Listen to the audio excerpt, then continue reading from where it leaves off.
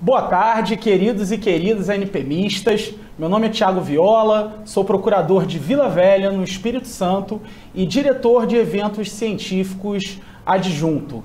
Hoje nós chegamos num momento ápice do nosso congresso, que é o momento da discussão dos enunciados em plenário. Agora nós vamos votar os enunciados que foram discutidos nos grupos temáticos. Esses enunciados foram aprofundados ao longo de todos os dias que nós tivemos do Congresso e hoje nós vamos efetivamente votar. E aí eu vou fazer um registro inicial antes que a gente comece a votação. O que são os enunciados? Os enunciados caracterizam um momento de consagração do Congresso, onde procuradores municipais de todo o Brasil discutem diversos temas para que cheguem a conclusões e nortes para auxiliar um trabalho seguro de orientação jurídica nas suas respectivas procuradorias. Então, esses temas são aprofundados em cada grupo temático. Ao longo desses debates, são selecionados alguns enunciados que serão votados hoje aqui por todos os participantes do nosso Congresso, para que saibamos se esses enunciados vão se tornar um enunciado que vai nos orientar nas nossas atividades diuturnas no exercício de nosso munus, ou se não, se eles vão ser indeferidos aqui na plenária, por assim dizer. E o primeiro tema que nós vamos discutir hoje é o tema do antirracismo.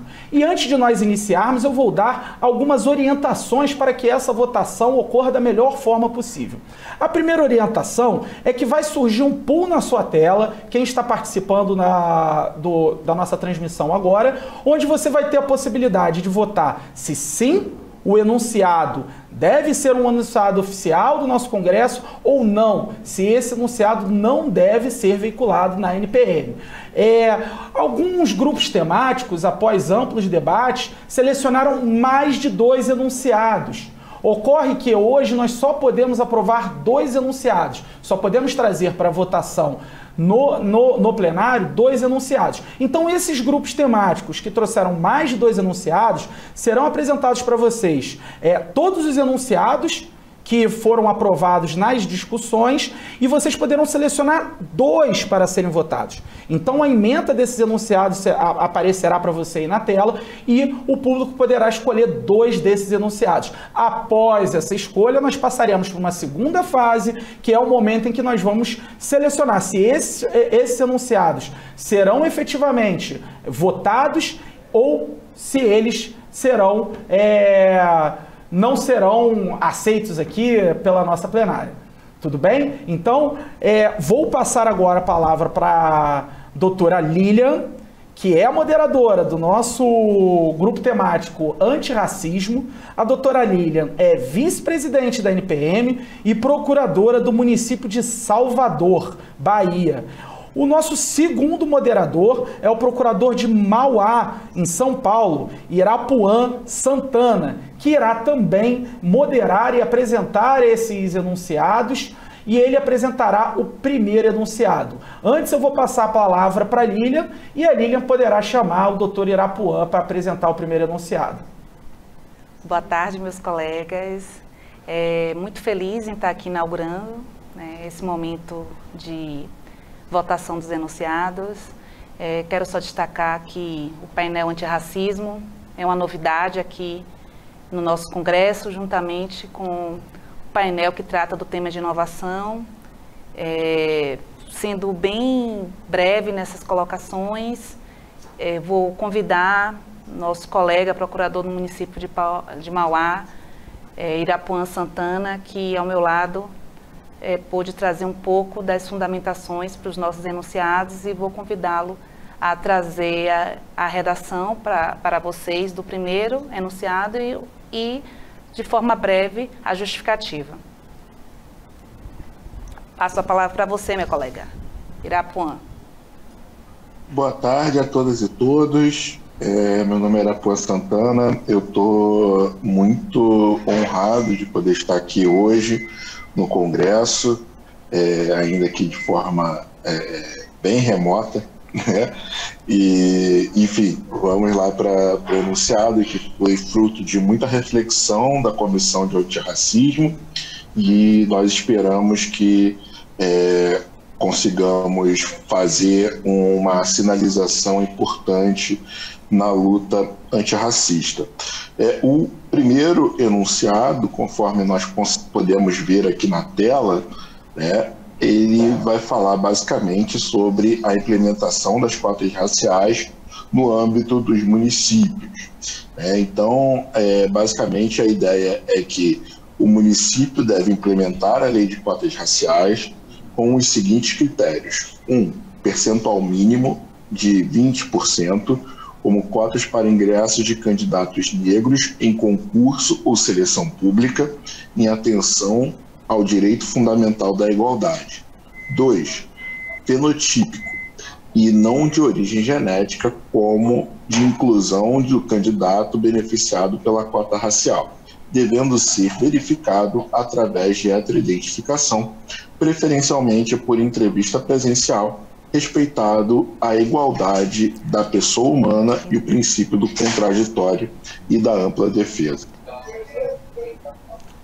Doutor Irapuan, obrigado pela leitura do enunciado. Agora esse enunciado será votado por todos que estão participando da nossa plenária hoje.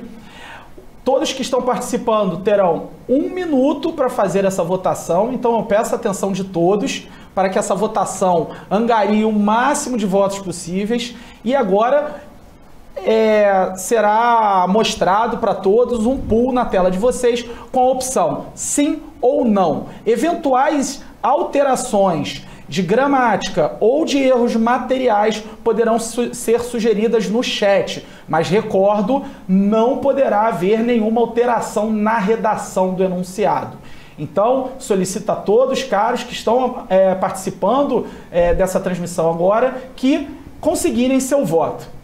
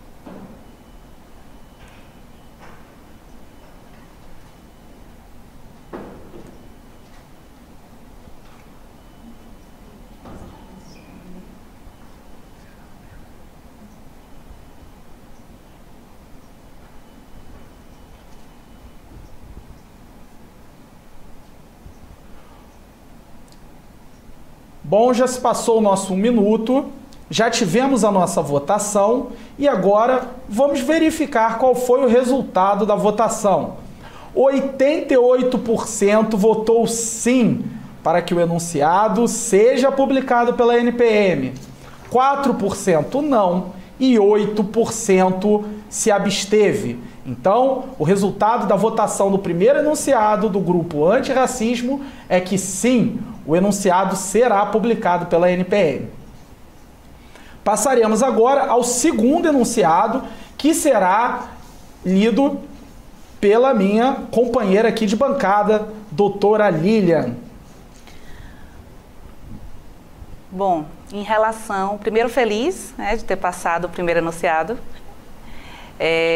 Em relação ao segundo, ele toca a questão da aplicação em si da política do sistema de cotas, né, quando dos editais ao longo do nosso país.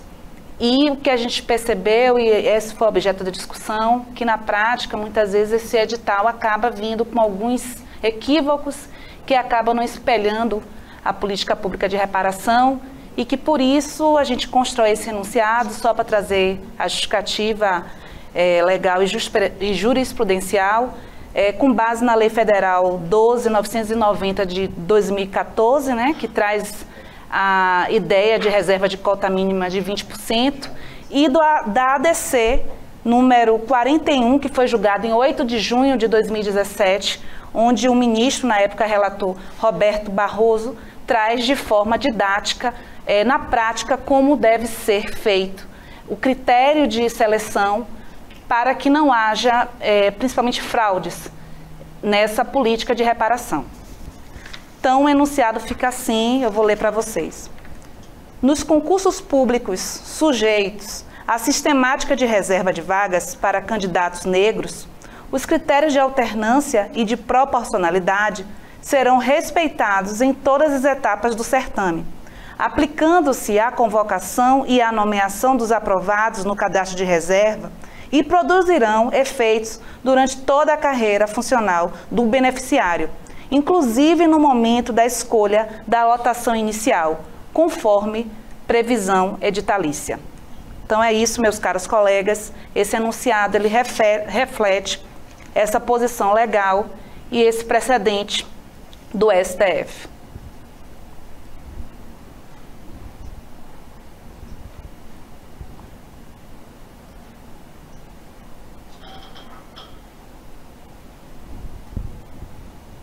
Bom, agora vamos iniciar a votação. Relembro, temos apenas 1 minuto para realizar o nosso voto e o pulso será jogado na tela agora para que possamos votar esse segundo enunciado.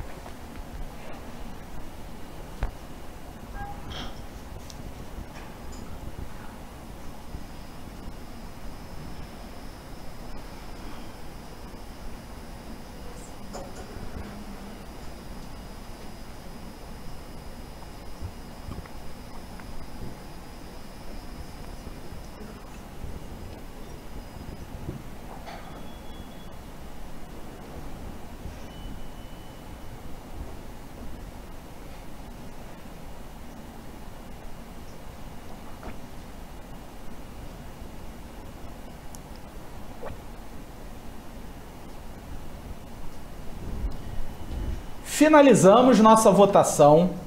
Nós tivemos 79% de votos sim, 4% de votos não e 18% de abstenção.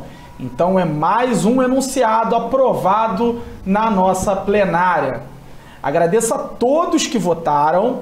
Agora passaremos para um novo grupo temático. Agradeço a minha colega de bancada, doutora Lilian, que apresentou e conduziu brilhantemente, junto com o doutor Irapuã, os debates sobre o grupo temático antirracismo.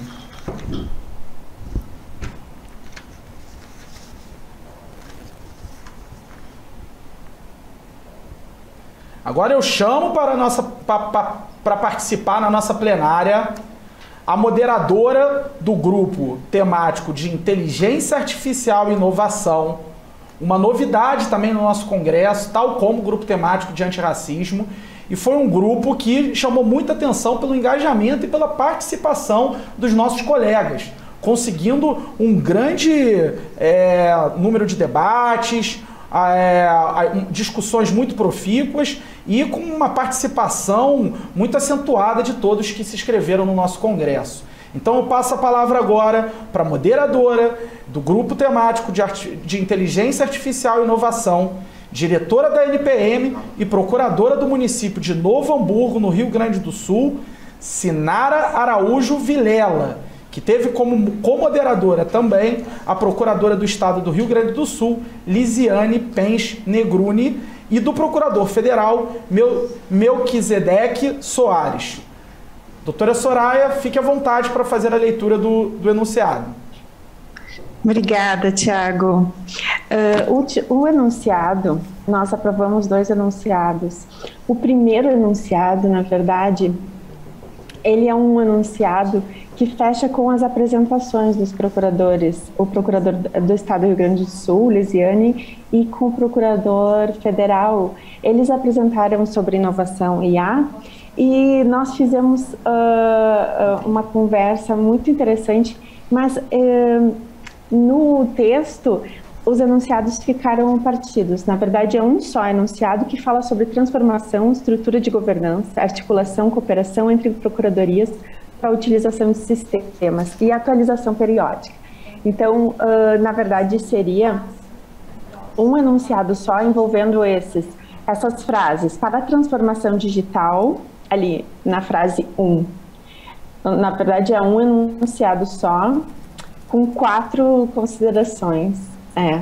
Para a transformação digital nas procuradorias, importa reconhecer a efetiva mudança de paradigmas de atuação jurídica na atualidade e do sistema de justiça brasileira com a adoção do processo eletrônico e a necessidade de atualização periódica. Isso fechou também com a palestra de ontem da professora Cristiane Iwakura, da AGU, mediada pela procuradora Débora, e dando continuidade para aprimoramento do controle dos processos de trabalho, é preciso priorizar as soluções simples a partir da compreensão dos problemas, entendendo as necessidades e desafios a superar em cada setor antes da aquisição da tecnologia, se for o caso. Ontem a Cris falou isso na palestra sobre inovação também, sobre a necessidade de não correr, né, não acelerar, construir aos poucos, começar de baixo, pelas bases. Inciso 2, né, fomentar o compartilhamento de sistemas e metodologias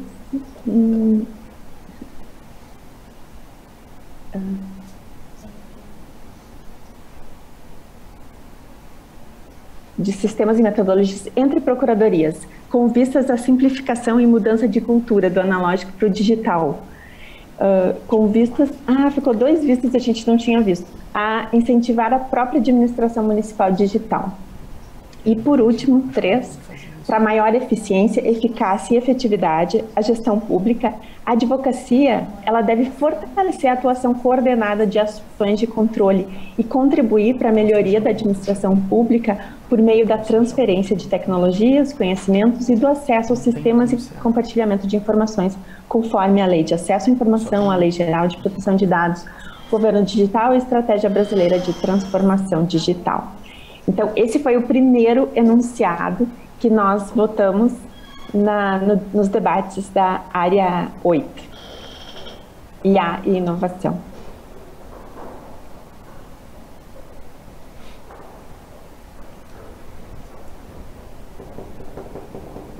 Tiago, se tu quiser começar a sistemática de votação.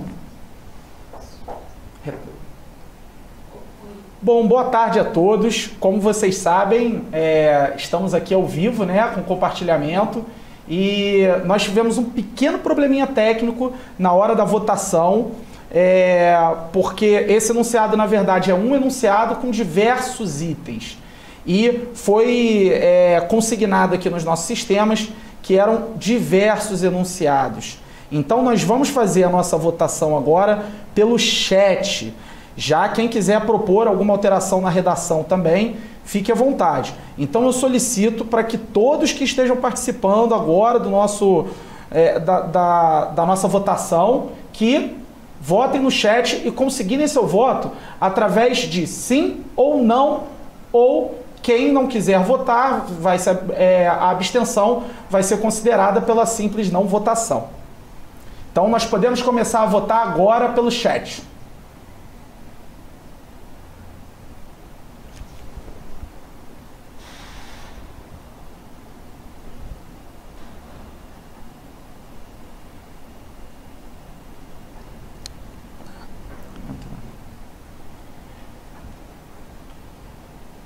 Caros colegas, nós conseguimos corrigir aqui o nosso erro, então fiquem à vontade para votar no nosso pool. Nosso pool já está na tela Quem concordar com o enunciado pode votar sim.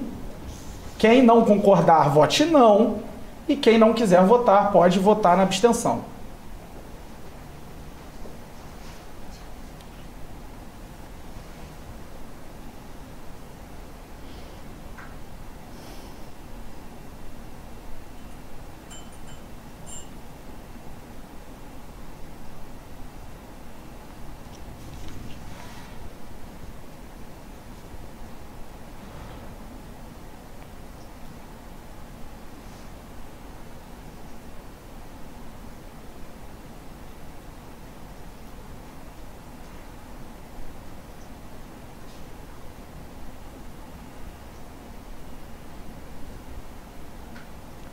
Nossa votação foi encerrada.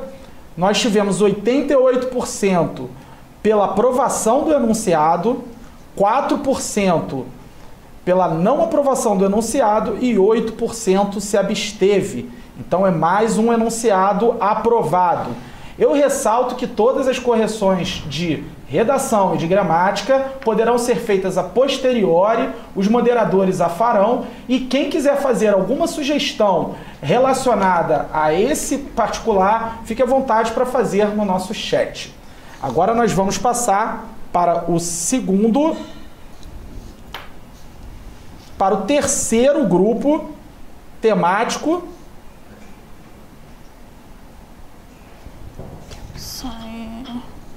O nosso terceiro grupo temático é carreira e atuação. Carreira e atuação foi moderado pelo procurador do município de Campo Belo, Otávio de Almeida Neves Filho. Boa tarde, doutor Otávio. Fique à vontade para apresentar, justificar e defender o seu enunciado. Se você quiser fazer a transmissão aí pelo seu computador, fique à vontade para fazê-la. Se preferir que nós façamos por aqui, é só me solicitar que eu transmito. Boa tarde, doutor Tiago, doutora Lívia, mesa e aos demais colegas, procuradores, congressistas. Mais uma vez, uma satisfação enorme voltar à bancada e a participar agora para que possamos concluir essa etapa dos enunciados. Eu gostaria que fosse assim compartilhar a tela como anteriormente, por favor, e dando início à justificativa do nosso primeiro enunciado proposto. Nós, como percebemos durante a pandemia, nós tivemos aí a proliferação da aplicação do teletrabalho e algumas ainda incipientes, e nós achamos por bem tentar padronizar e também simplificar a implementação e a regulamentação do teletrabalho. Com isso, nós fizemos a defesa de que fosse levada aqui agora a votação a proposta do enunciado 1, que trata diretamente disso, que seria: o teletrabalho poderá ser implantado e regulamentado por meio de portaria ou instrução normativa, desde que não haja lei ou decreto vigente que disponha de forma contrária. A ideia é que nós possamos dinamizar e facilitar no âmbito das procuradorias essa metodologia de trabalho. E eu estou vendo aqui a doutora Fabiana propondo a respeito de uma alteração do trabalho remoto e a questão da nomenclatura da modalidade de trabalho. Eu acho que nós podemos levar isso, sim, a um debate de forma que fique padronizado também, inclusive o termo, né? Nós vemos aí que em alguns municípios usa-se o home office, usa-se o teletrabalho, o trabalho remoto, e talvez isso seja até uma oportunidade para que a gente uniformize a expressão aqui, né, na ANPR. Então, com isso, o doutor Tiago, o primeiro anunciado, devolvo para que prossiga com a votação.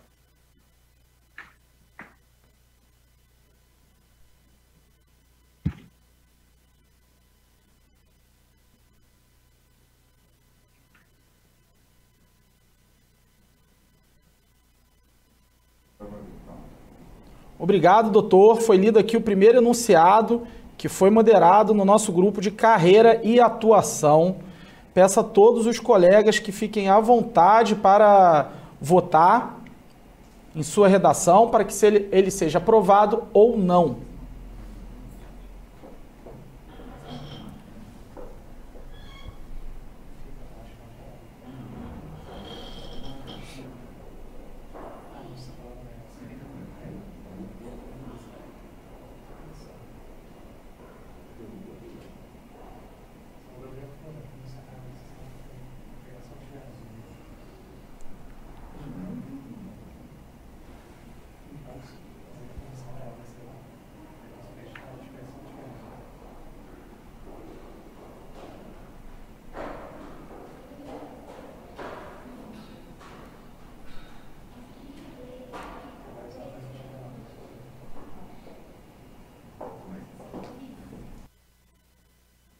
Bom, doutor Tiago, prossigo agora para o segundo enunciado.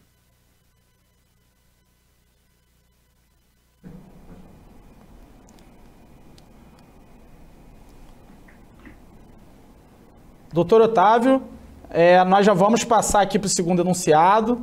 Vou apenas aqui anunciar que 100% dos nossos votantes concordaram com a redação do enunciado, o enunciado que foi, inclusive, bem debatido aqui no nosso chat, né? Inclusive com uma menção que ele já é uma orientação do Tribunal de Contas de Santa Catarina, e ele foi aprovado aqui na nossa plenária.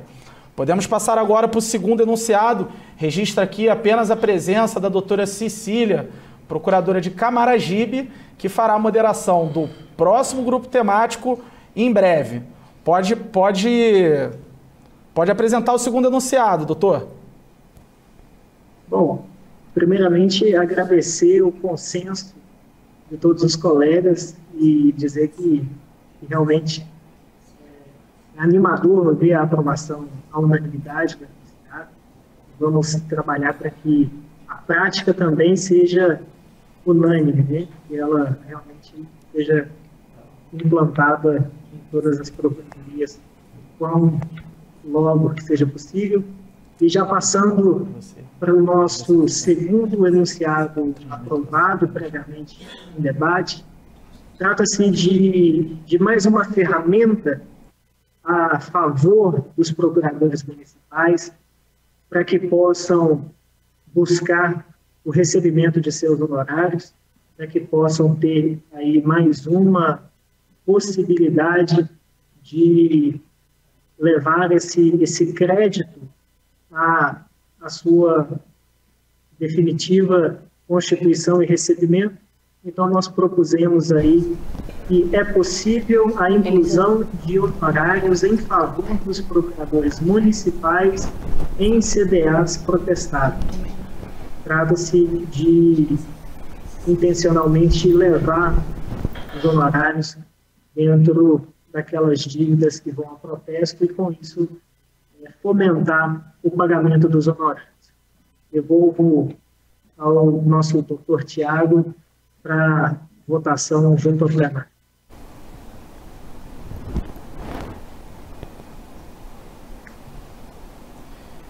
Antes de colocar para votação, eu registro que eu estou acompanhando aqui as manifestações pelo chat, tá? Registro aqui que, inclusive, foi dito que teletrabalho é unanimidade, né? E isso eu concordo, mas quem quiser fazer alguma manifestação, fique à vontade para registrar aqui no chat, que ela vai ser lida e vai trazer uma nova reflexão aqui antes da votação. Bom,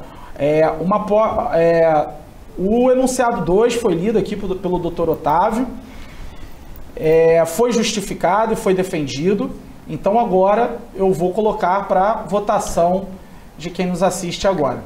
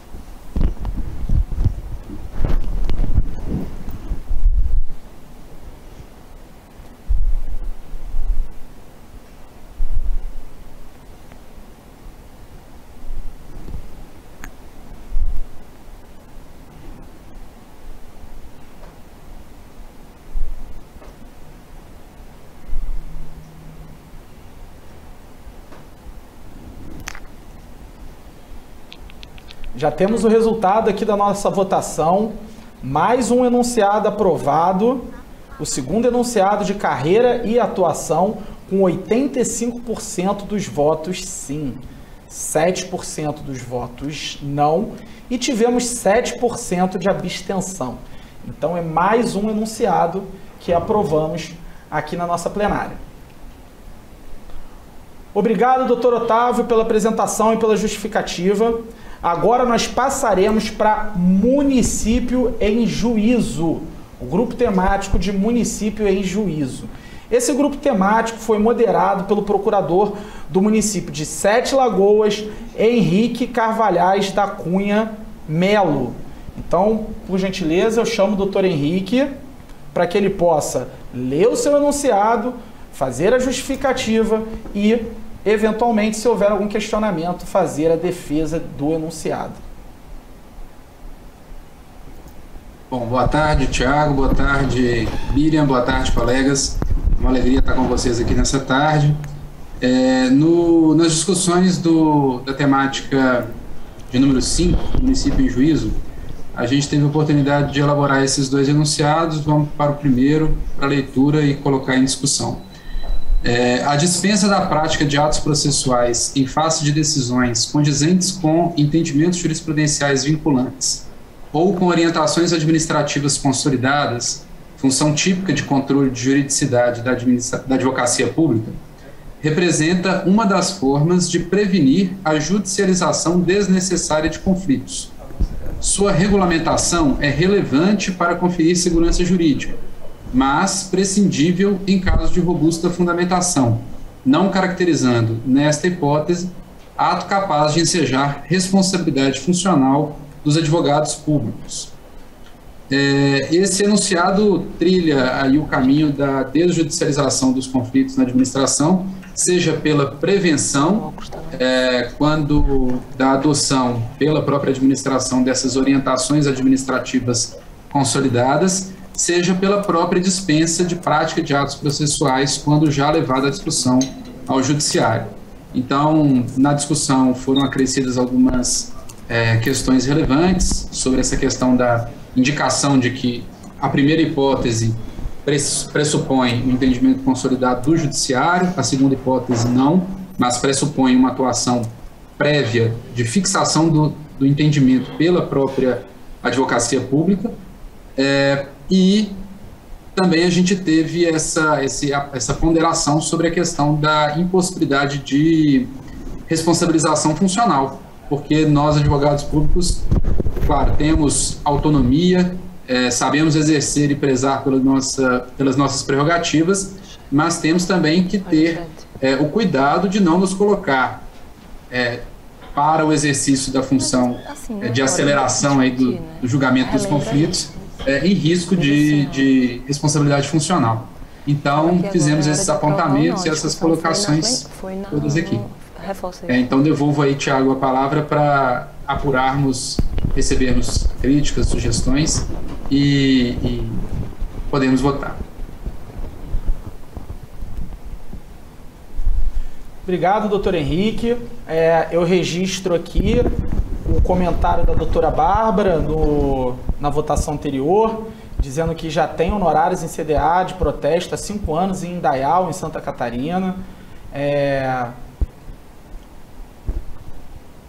O doutor Henrique falando que acredito que o acréscimo dos honorários na CDA protestadas não prescinde de regulamentação. Então, esses foram os comentários que foram feitos. O doutor Matias também comenta aqui que não está dando tempo para discutir os enunciados. Doutor Matias, eu vou tentar dar um tempinho um pouquinho maior para discutir, mas a intenção da plenária agora é a votação mesmo de aprovação ou não. Os enunciados já estão no site do Congresso desde ontem, eles foram amplamente debatidos e aprofundados nos grupos temáticos, e hoje a nossa intenção aqui é, obviamente, se houver alguma ponderação contrária, trazer aqui antes da votação, mas a intenção aqui é votar seja pela aclamação do enunciado, seja pelo seu indeferimento aí pela maioria das pessoas que participam da nossa plenária. De qualquer forma, eu agradeço a sua manifestação. É sempre importante que quem está nos assistindo e participando dessa plenária se manifeste, dê sua opinião, pondere, e isso é importante deixar registrado aqui. Então, vamos colocar aqui para votação o enunciado 1 do grupo temático de município em juízo e solicito que seja colocado na tela agora essa votação pela minha assessoria técnica aqui.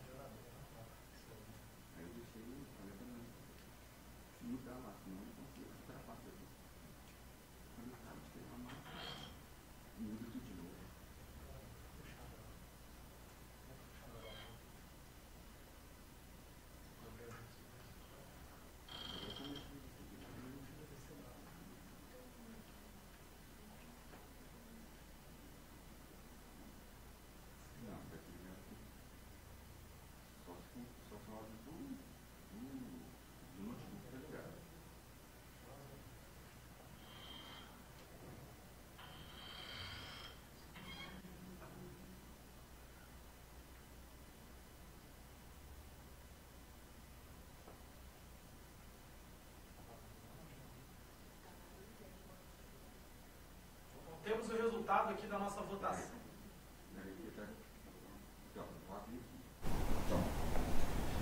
Bom, temos o resultado aqui da nossa votação. Primeiro enunciado que obteve 100% dos votos favoráveis. Parabéns aí o grupo temático que o discutiu.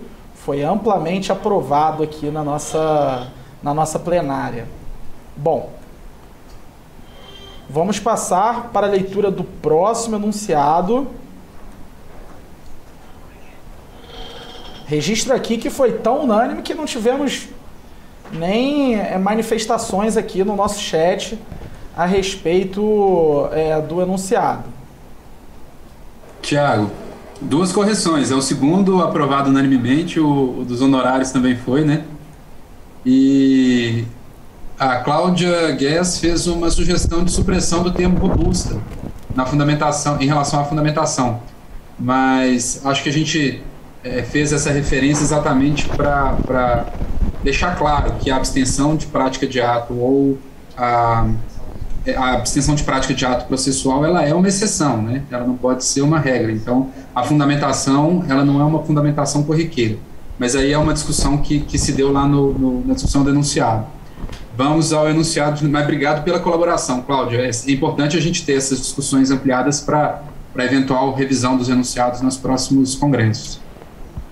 Então, o enunciado de número 2. Esse enunciado acaba que vai ficar um pouco datado, porque ele serve para esse momento histórico em que estamos vivendo a transição do papel para o digital, mas em muitos locais há essa transferência de responsabilidade pela virtualização para a advocacia e muitas vezes para a advocacia pública sem uma adequada estrutura para essa virtualização dos processos. Então, o enunciado de número 2. A virtualização de processos judiciais que tramitem originalmente em meio físico é de responsabilidade do Poder Judiciário, só sendo possível atribuir tal incumbência aos órgãos da advocacia pública quando existente convênio ou outro ato neste sentido. Então, esse enunciado foi colocado com esse objetivo, para que a gente não veja se repetindo aí em alguns lugares, como aqui em Minas, em determinado momento pareceu que aconteceria, depois o tribunal corrigiu ali a redação da resolução, essa transferência do ônus da incumbência de virtualização dos processos à advocacia. Então, Tiago, devolvo a palavra também para aprofundarmos discussão e votação. Obrigado, doutor Henrique, obrigado aí pelos esclarecimentos, importante esse registro. Então, para que não se faça injustiça com o enunciado anterior, esse é o segundo enunciado que foi aprovado com 100% dos nossos votos. Registro aqui também que houve uma manifestação pela supressão do termo robusta, em robusta fundamentação, e aí eu reitero um esclarecimento que foi fornecido aqui inicialmente, mas que é sempre importante, né, a gente trazer esse esclarecimento novamente. Não há possibilidade de alteração dos enunciados, só de correção de erros gramaticais ou erros materiais. Então, se quem está nos assistindo entender que robusta é uma alteração que ela é importante o suficiente para que esse enunciado não seja aprovado, é importante registrar o seu voto como não, mas suprimir palavras que alterem o sentido do enunciado, ainda que seja uma alteração mínima, porque robusta fundamentação, ela tem um sentido, exigir que essa fundamentação seja mais profunda, seja tecnicamente justificada. Então, esse tipo de alteração não pode ser feito, tá? Então, se essa alteração é importante o suficiente, na opinião de vocês, para que o enunciado não seja aprovado, o voto a ser registrado é não. Então, feitos esses esclarecimentos, passamos aqui para o segundo enunciado, que já foi lido pelo Dr. Henrique, e agora iniciamos a nossa votação.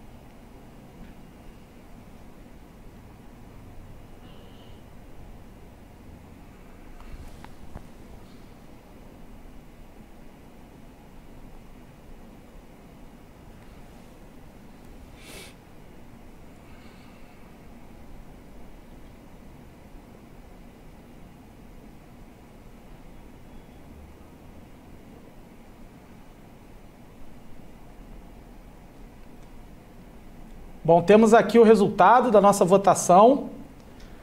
Com 92% dos votos, o enunciado 2 do grupo temático Município em Juízo foi aprovado. Tivemos 8% de votação negativa pela desaprovação do enunciado. Então, temos mais um enunciado aprovado aqui em nossa plenária. Agradeço a participação do Dr. Henrique.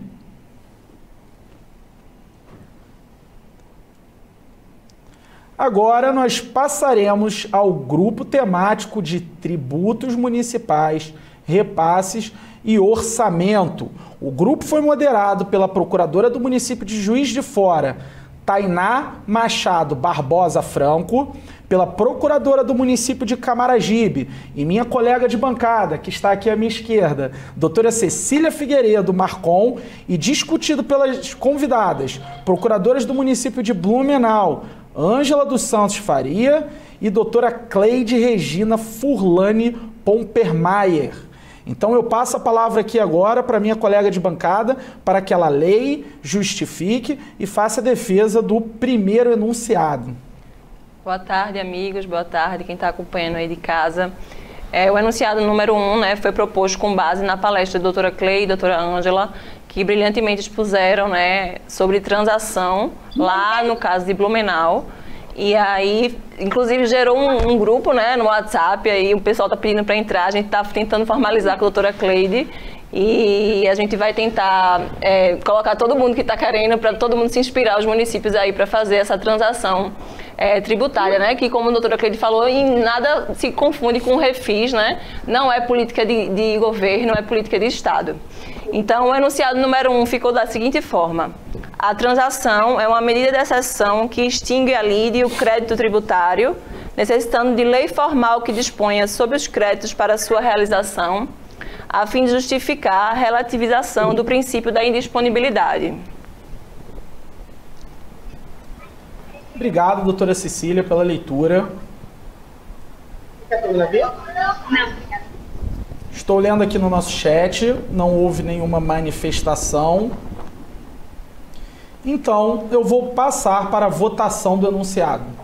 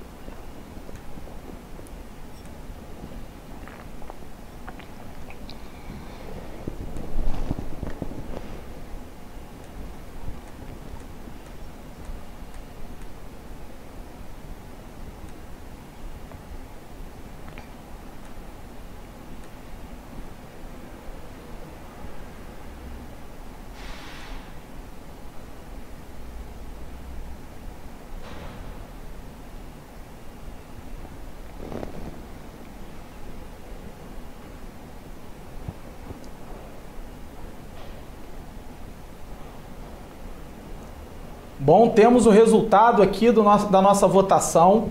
86% votou pela aprovação do enunciado, 9% votou não e 5% votou pela abstenção. Então, o enunciado 1 do grupo temático de tributos municipais é mais um enunciado que foi aprovado aqui na nossa plenária. Passo agora ao segundo enunciado. O segundo enunciado, né, surgiu da necessidade que nós vimos, né, pelo menos lá no município de Camaragibe, e que foi voltado, inclusive, em vários relatos de todos os municípios que estavam presentes no debate, né, que é no caso de execução fiscal ajuizada corretamente, né, feito o lançamento tributário, e aí, no decorrer da execução fiscal, ao falecimento do executado, e aí, pelo menos lá, e em Juiz de Fora também, com minha colega Tainá, que estava comigo lá no debate, acaba acontecendo a extinção da execução fiscal. E aí, como meio de coibir a aplicação da súmula 392 nesses casos, tendo em vista que o crédito tributário foi lançado corretamente, na verdade, não houve erro no lançamento, então não há justificativa para extinção na forma do 392, né? O artigo do 392, a súmula 392 ela é aplicada quando há alteração do sujeito passivo com erro no lançamento tributário. O caso que não ocorre quando a gente ajuiza a execução fiscal e ocorre o falecimento no curso da execução fiscal, antes da citação, mas o lançamento foi feito de forma correta.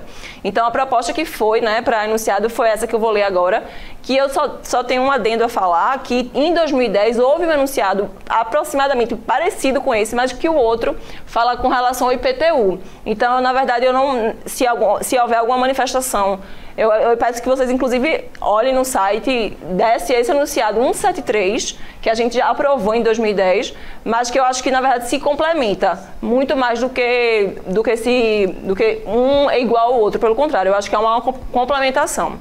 Eu vou ler o segundo enunciado, que ficou da seguinte forma.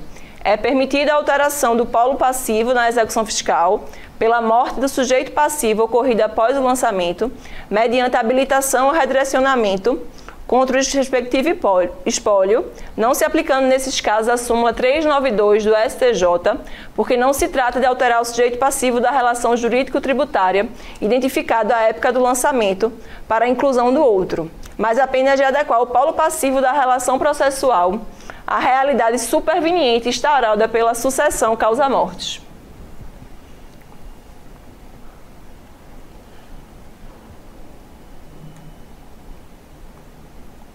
Registra aqui a manifestação do Dr. Otávio, dizendo que é muito boa a proposta. Uma vez lido o enunciado e defendido pela doutora Cecília, passamos à votação.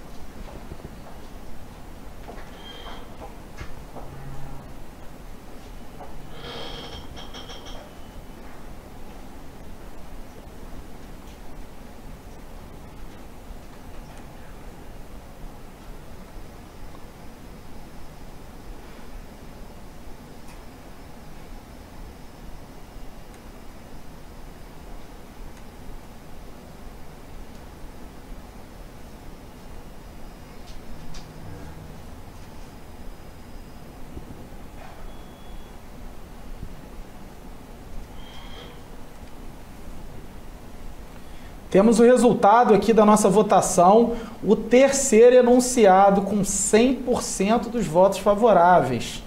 Então, o segundo enunciado do grupo temático de tributos municipais foi aprovado com 100% dos votos.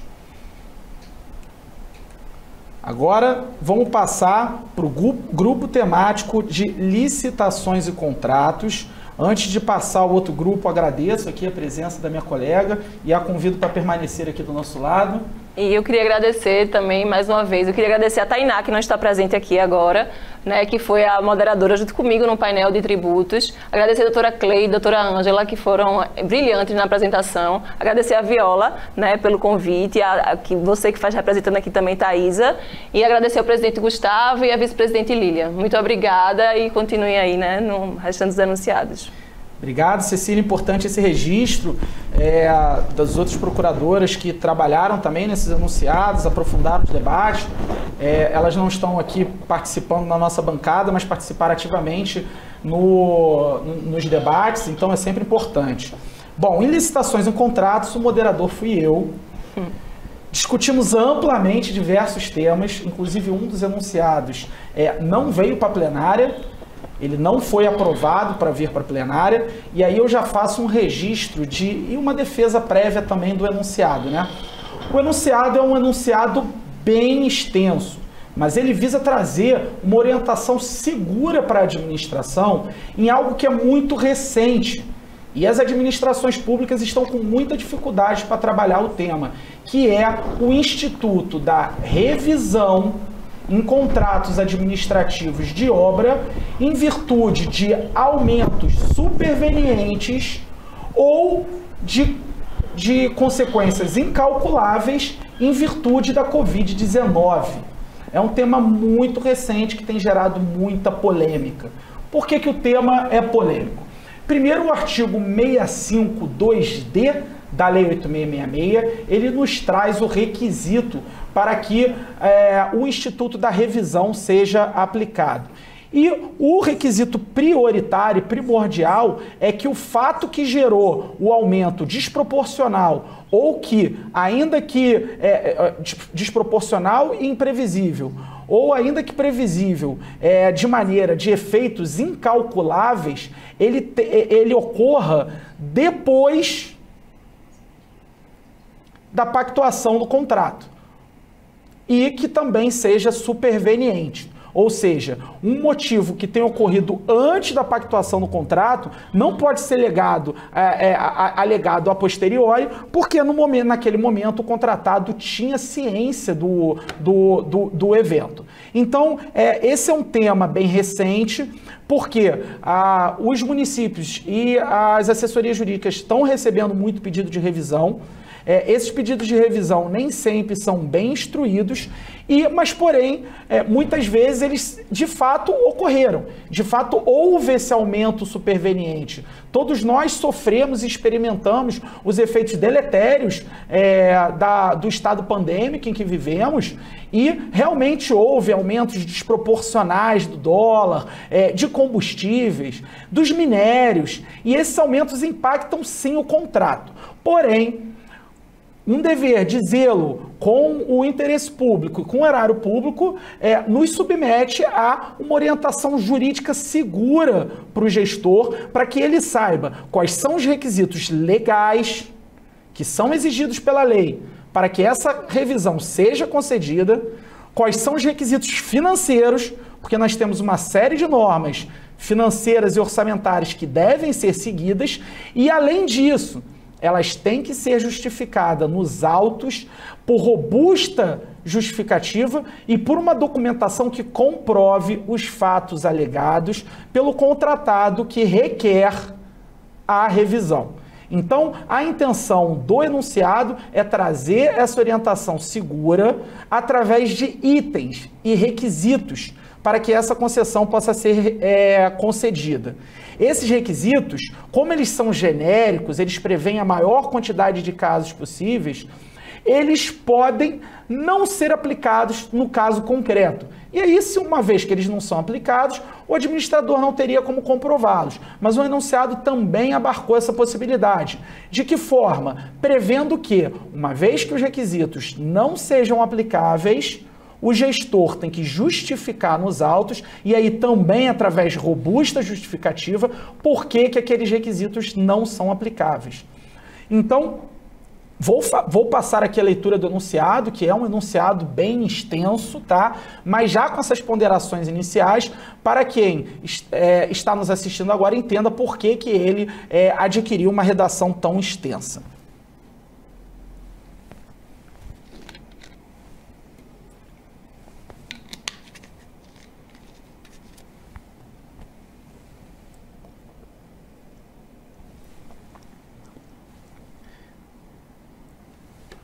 E aí, eu peço atenção agora para que não se percam na leitura do enunciado, porque ele realmente é grande, ele vai aqui consumir pelo menos 3 folhas, e eu vou lendo ele de forma pausada, mas vou passando aqui na tela que vocês estão assistindo, para que a leitura possa ser acompanhada comigo. Enunciado 1. Revisão, contrato de obras, aumento imprevisível ou incalculável, Covid-19, possibilidade condicionada, requisitos. É possível a concessão de revisão em contratos de obras em virtude de aumentos imprevisíveis de insumos ou, se previsíveis, de consequências incalculáveis, retardadoras ou impeditivas da execução do ajustado, em virtude da pandemia de Covid-19, desde que sejam comprovados no processo os seguintes requisitos, ou que a ausência de qualquer um deles seja robustamente justificada por incompatibilidade da exigência com as características e peculiaridades do caso concreto. Item 1. Motivação adequada, assim entendida aquela que contém as seguintes informações e documentos. Demonstração da efetiva elevação dos encargos ao particular, demonstração da efetiva ocorrência do evento imprevisível ou, se previsível, as consequências incalculáveis, retardadoras ou impeditivas da execução do ajustado, ou do caso de força maior ou ainda fato do príncipe. C. Demonstração de forma cabal de que o desequilíbrio decorre de fato superveniente, ou seja, posterior à proposta e à assinatura do contrato. E aí eu faço uma pequena explicação. Ainda que a decretação de emergência, por exemplo, seja posterior ao contrato, é possível sim conceder a revisão, desde que demonstre-se que essa elevação do insumo abrupta ocorreu num curto espaço de tempo e ela sim, apesar de previsível em virtude do Covid, alcançou um patamar incalculável, de efeitos incalculáveis.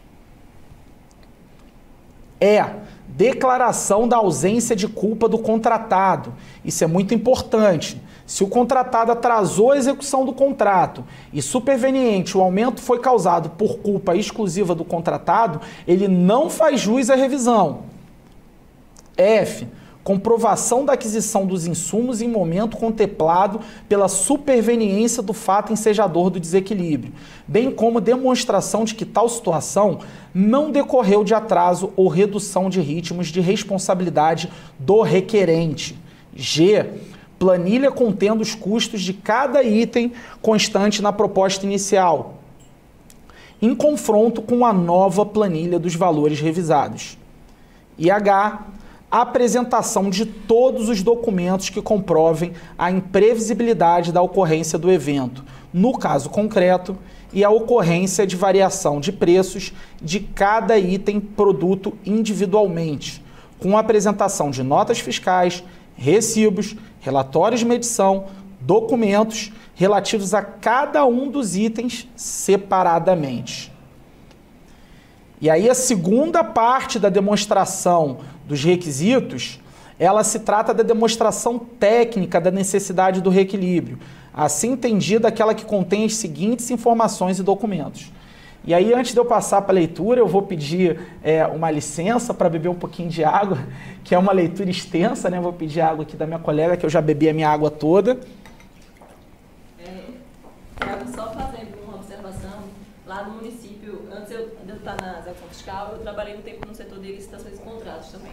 E aí chegaram muitos pedidos, chegaram vários de pedido de reequilíbrio, né, contratual, por causa da Covid-19, e o pedido era assim: a pandemia aumentou os preços, aí juntava, aumentou os preços e o dólar está muito alto. Eu quero o aumento eu quero o reajuste contratual. E simplesmente isso. Então, acho que por isso que esse enunciado é tão grande, porque justamente tem que demonstrar por vários requisitos, né? Não é simplesmente juntar, o dólar aumentou, vamos dar o reequilíbrio, a gente está na pandemia, eu quero um aumento e assim vai. Não é assim, né? Tem todos os requisitos, todos os fundamentos para ser decidido. Então, para ser possível, na verdade, esse reequilíbrio. Então, acho que por isso que é tão grande o enunciado, porque, na verdade, são muitos requisitos. Não é simplesmente requerer, achar que a gente está numa pandemia e que porque o dólar aumentou, a gente vai ter direito a esse reequilíbrio contratual. Exatamente, doutora, foi uma parte excepcional, porque é exatamente este o intuito do enunciado. Além de demonstrar o efetivo desequilíbrio, trazer essa ciência para o gestor de que a revisão é sim um instituto que tem que ser aplicado. Independentemente de ser um valor muito alto, de milhões, as condições efetivas da proposta têm que ser mantidas. Porém, não é da forma como está sendo a toque de caixa, e ela detém determinados requisitos, e inclusive essa orientação ela é baseada numa orientação normativa e num manual feito em setembro deste ano pelo Tribunal de Contas do Espírito Santo, baseado em orientações do Tribunal de Contas da União e de outros tribunais de contas de todo o Brasil. E essa orientação busca justamente essa segurança, não só para o gestor, mas também para o particular, dele saber que sim, aumentos imprevisíveis ou incalculáveis devem ser concedidos, mas eles devem ser devidamente comprovados e justificados nos autos. Exatamente, Viola. E assim, é direito, né, da outra parte ter esse reequilíbrio se houverem os requisitos necessários para a concessão. É direito da parte, e é direito da administração conceder esse reequilíbrio. Agora, simplesmente não é um pedido vazio, um pedido dizendo que o dólar aumentou, que estamos na pandemia e que é por isso que a gente tem que dar. Eu recebi milhares de pedidos, na verdade. Eu saí do setor faz pouco tempo, eu sempre fui da execução fiscal e fiquei, acho que 2 anos nas licitações e contratos. E eu me assustava, falei, meu Deus do céu, a pessoa quer um reequilíbrio, está na pandemia, o dólar aumentou, eu disse, oi? E eu acho que quando a gente for fazer um parecer, esse enunciado vai ajudar bastante, né, os nossos colegas a fundamentarem o pedido, dizer, gente, é possível, realmente o reequilíbrio, ele é um dever de, se houve alteração contratual, tem que ser dado. Mas aí tá os requisitos, eu acho que vai contribuir bastante, Viola, parabéns. Obrigado, doutora, e a intenção é justamente essa. Então, esses requisitos, eles são vistos pelo Tribunal de Contas do Espírito Santo sobre 3 prismas. O primeiro prisma jurídico, que nós já lemos aqui, que é a motivação adequada. O segundo prisma técnico e o segundo prisma financeiro. Por isso que muitos requisitos, eles acabam se repetindo, mas se repetindo sobre outro prisma. Então, vou passar aqui para o segundo inciso, que é o prisma da demonstração técnica na necessidade do reequilíbrio, assim entendida aquela que contém as seguintes informações e documentos. A. Variação global do contrato frente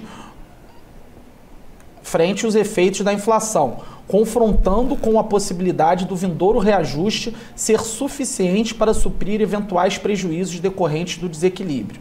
Demonstração de onerosidade excessiva por critérios objetivos, impacto financeiro diante de lucro líquido, sobre preço identificado capaz de caracterizar a incidência da teoria da previsão, respaldo por estudos ou elementos técnicos. C. Apresentação das notas fiscais de aquisição no período com a respectiva variação extraordinária diante das respectivas notas em período de cenário de normalização do mercado, porque vai ser a fonte comparativa. Se ele alega que houve um aumento abrupto, ele tem que demonstrar qual era o valor no momento em que não existia um aumento abrupto e o contrato também não estava reajustado, porque muitas vezes o reajuste pelo índice setorial daquele tipo de objeto já abrange essa variação que está sendo alegada pelo contratado. Tiago, só pedir para o pessoal que está aí, que desliguem o áudio, por favor, quem está no chat, por favor. Quem está aí no Zoom. Para não dar interferência aqui, por favor. É isso, fica o registro aí, é importante. Avaliação do cronograma com a indicação das tarefas críticas e possibilidade ou não de alteração dos insumos com variação extraordinária nos preços. Essa observação é muito interessante. Muitos dos insumos eles não são necessários à obra. E aí eles podem ser substituídos por insumos que não estão com aumento extraordinário. Então, uma vez ocorrida essa substituição, você não traz o impacto financeiro que traria para o erário a manutenção daquele insumo. Bom, agora pelo terceiro prisma é a demonstração técnica do percentual do reequilíbrio, assim entendida aquela que contém as seguintes informações e documentos. E aí, essa parte, ela tem um caráter mais financeiro. É algo que nós, que trabalhamos na parte jurídica, não detemos tanta expertise via de regra, mas é importante que nós saibamos o que os tribunais de contas estão exigindo para que a área técnica, né, normalmente uma controladoria, uma contadoria, possa ver se esses índices financeiros, se essas planilhas, se as porcentagens demonstradas no reajuste estão corretas. E lembra aqui também outra parte, né, doutora? A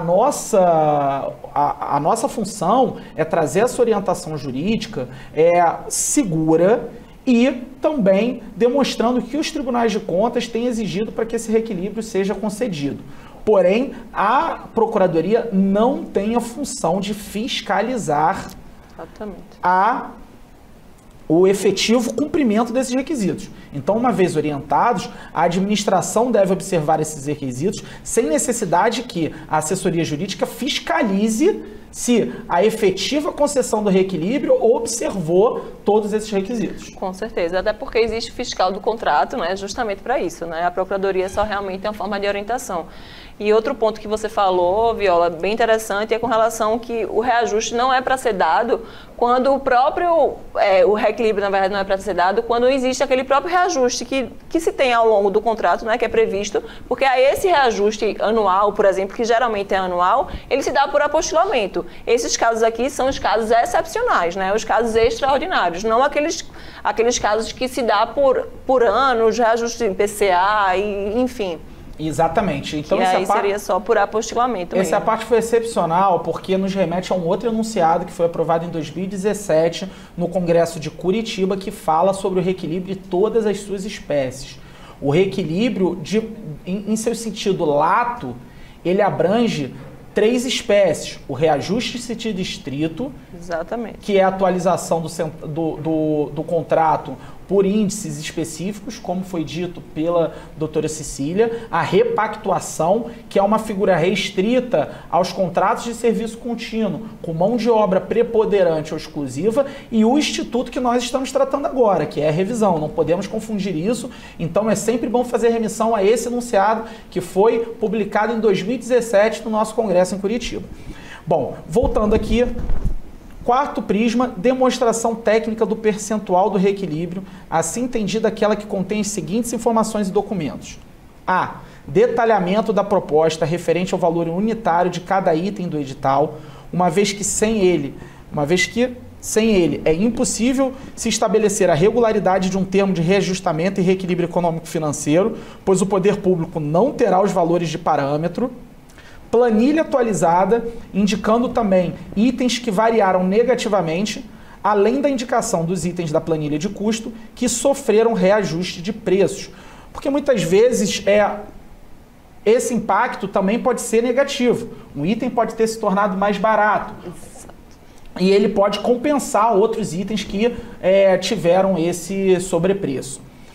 E B, composição de custo dos itens da planilha orçamentária elaborada por ocasião da contratação, ou seja, a ausência do descritivo da composição de preço impede a administração de apurar todos os custos da referida mão de obra. E ainda que não exista condições de dimensionar o real lucro da empresa vencedora enquanto administradora da mão de obra posta a serviço. Cotações dos materiais, mão de obras e encargo por ocasião da entrega da proposta de preços. cotação de materiais, mão de obra e encargos por ocasião da solicitação do reequilíbrio. O reequilíbrio deve se ater aos insumos que comprovadamente apresentarem alteração de preço por ocorrência de fato imprevisível ou previsível, porém de consequências incalculáveis, que justifiquem motivação do contrato para mais ou para menos. E de que forma isso é comprovado? F. Em relação à cotação.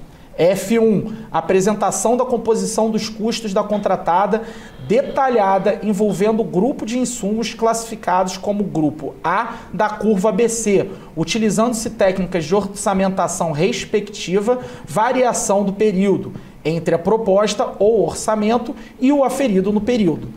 F2. Manutenção dos descontos oferecidos pela contratada, ou seja, no momento do reequilíbrio, os valores devem ser atualizados individualmente e sobre eles deve ser aplicado o fator de desconto unitário estabelecido na licitação.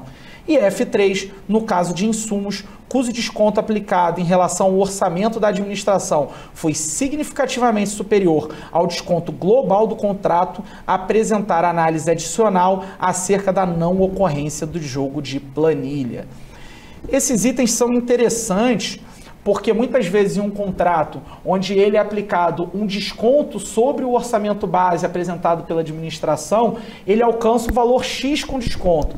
E aí o contratado, quando vai solicitar a revisão, ele justifica a necessidade da revisão com valor de mercado, sem o desconto. Quer dizer, o valor que foi orçado era o valor de mercado na data, foi concedido um desconto, e esse desconto tem que ser aplicado também quando ele for aplicar o reequilíbrio sobre o valor base encontrado do mercado após os efeitos que trouxeram o aumento imprevisível ou ainda que previsível, incalculável. Então é esse o enunciado que foi aprovado em licitações. Ele é um enunciado bem grande, eu concordo, mas é um enunciado que vai trazer uma orientação muito segura, baseado com a posição de vários tribunais de contas, consolidada pelo Tribunal de Contas do Espírito Santo e, é claro, sempre que uma dessas exigências não se aplicarem ao caso concreto, não há nenhum problema. Gestor, apenas justifique. Essa exigência não se aplica por tais e tais motivos. Acabou, passa para a exigência seguinte. Então, a gente se prolongou um pouquinho nesse enunciado, porque ele realmente é muito grande. O parecer está pronto, pessoal. De fato, ele já se traduz em basicamente um parecer. Depois, quem quiser, eu vou deixar registrado aí esse manual e essa orientação normativa, para que depois o parecer que for prolatado pelos procuradores possa ser depurado. E é claro, né, se o enunciado for votado favoravelmente. E só reitero, né, a necessidade de a gente colocar nossos enunciados nas nossas peças, né, Viola? Como é importante que a gente coloque nossas peças, cite se você é professor, se você é parecerista, né, coloque nossos enunciados para fortalecimento, inclusive, da nossa carreira. Exatamente. Isso é algo que nós conversamos muito aqui nesse congresso, não só de forma presencial, mas de forma virtual também. A nossa carreira deve ser fortalecida, não só pela nossa união corporativista, mas também pela nossa união intelectual, acadêmica. Então, é muito importante que esses enunciados eles tenham força, sejam aplicados em seus pareceres e que a doutrina dos procuradores municipais seja também aplicada em nossos pareceres. Bom, pode chamar a nossa votação.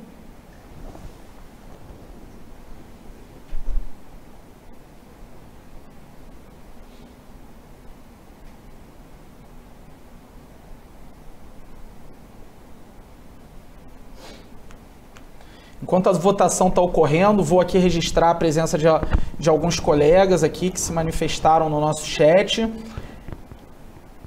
Alguns agradecimentos pelos esclarecimentos. Dr. Giovanni Rodrigues da Silva de Linhares, registrando sua presença aqui. Doutora Fabiane Thyssen, de Balneário Camboriú, sempre muito presente nos nossos congressos. Doutora Bárbara BR de Indaial, em Santa Catarina, também sempre muito presente em todos os nossos congressos. Dr. Matias dizendo que o enunciado ficou grande, mas muito bem elaborado, agradeço. Foi uma construção coletiva aí nas nossas discussões do nosso grupo temático. Dr. Fábio Rocha, da PGM de Jaraguá do Sul, de Santa Catarina, um colega, um grande amigo também, se manifestando aqui, dizendo que utiliza o enunciado de 2017 nas manifestações dele e que certamente irá utilizar o enunciado atual se ele for aprovado. Agradeço aí a manifestação do Dr. Fábio. Doutora Cláudia, dizendo que o enunciado foi uma verdadeira aula. Doutora Cláudia, da PGM de Itaboraí, do Rio de Janeiro. Muito obrigado. Doutora Camila, mencionando que foi excepcional. Obrigado. Bom, temos aqui o nosso resultado.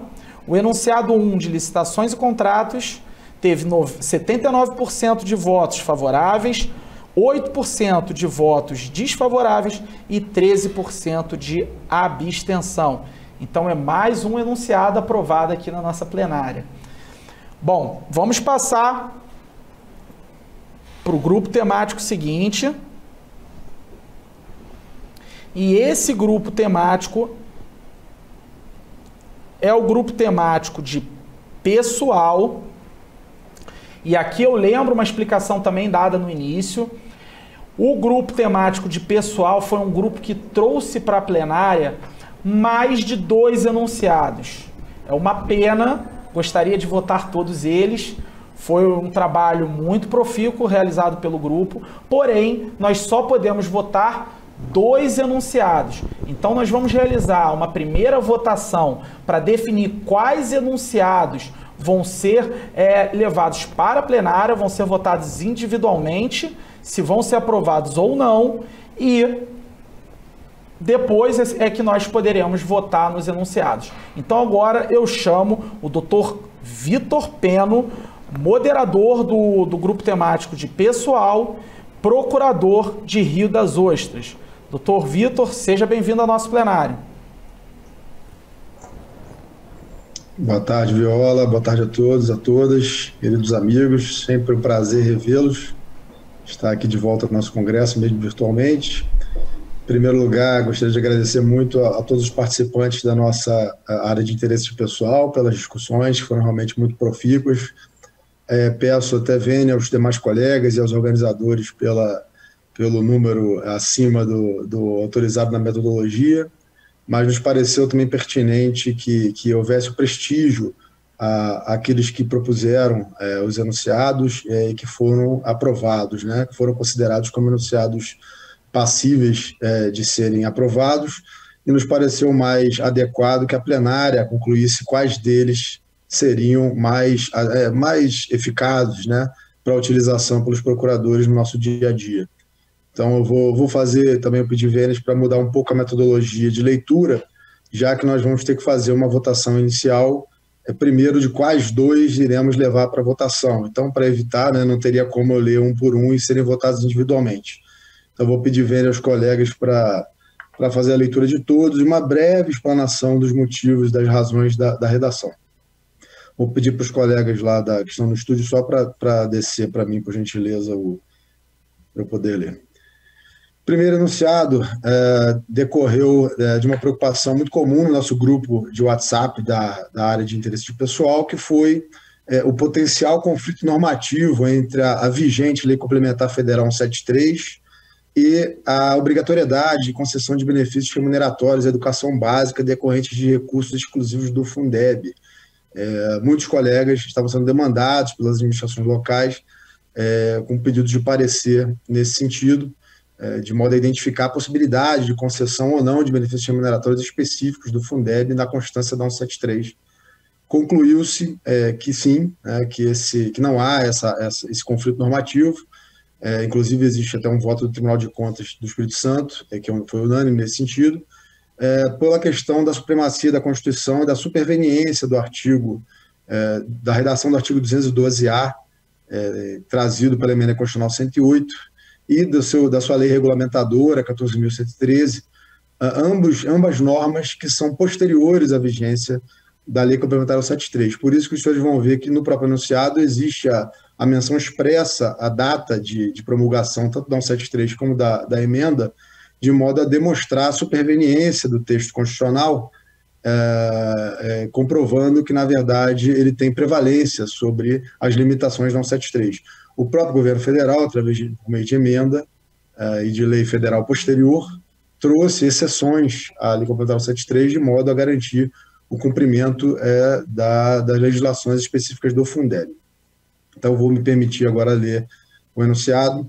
A criação ou majoração de benefícios remuneratórios com verbas exclusivas do Fundeb, que gerem reflexo na folha de pagamento para os profissionais da educação básica, não se submetem às vedações do artigo 8º, inciso 4, da Lei Complementar 173, de 27 de maio de 2020, em observância ao princípio da supremacia da norma constitucional e do previsto nos artigos 212 e 212-A da Constituição Federal de 88, cuja redação é superveniente e oriunda da Emenda Constitucional 108, de 25 de agosto de 2020.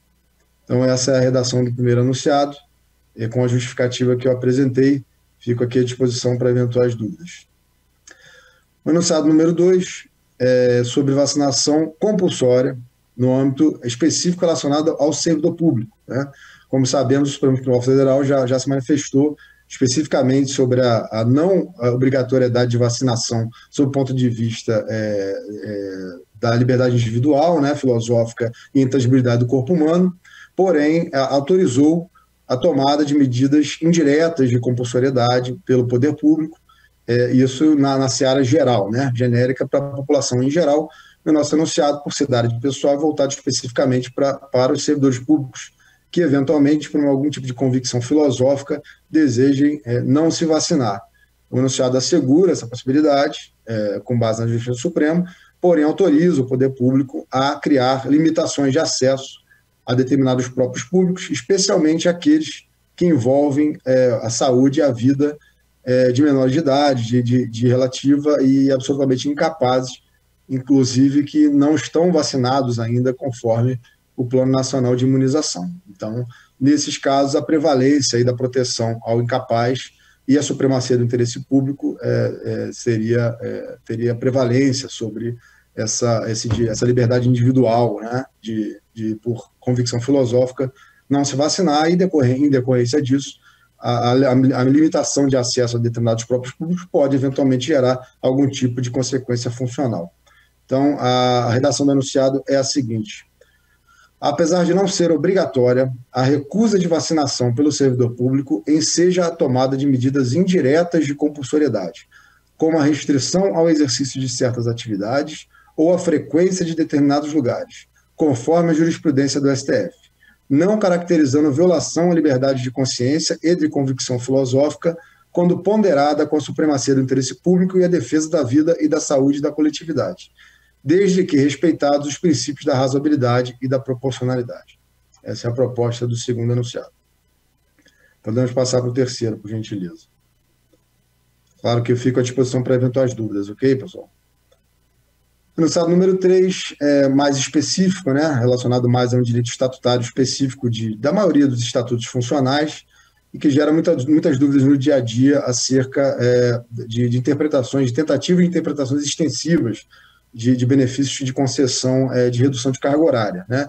Como nós sabemos, a redução de carga horária é um benefício estritamente estatutário, né, previsto somente nas leis locais, não se trata de um direito social do artigo 7º da Constituição, então ele se submete ao rol taxativo estabelecido conforme a competência legislativa e democrática do ente local. Então, para evitar esse tipo de tentativa de interpretação extensiva, é proposta a seguinte redação: a redução de carga horária por motivo de saúde própria ou de pessoa da família se submete a rol taxativo estabelecido em lei municipal, por se tratar de um benefício tipicamente estatutário decorrente da regra local.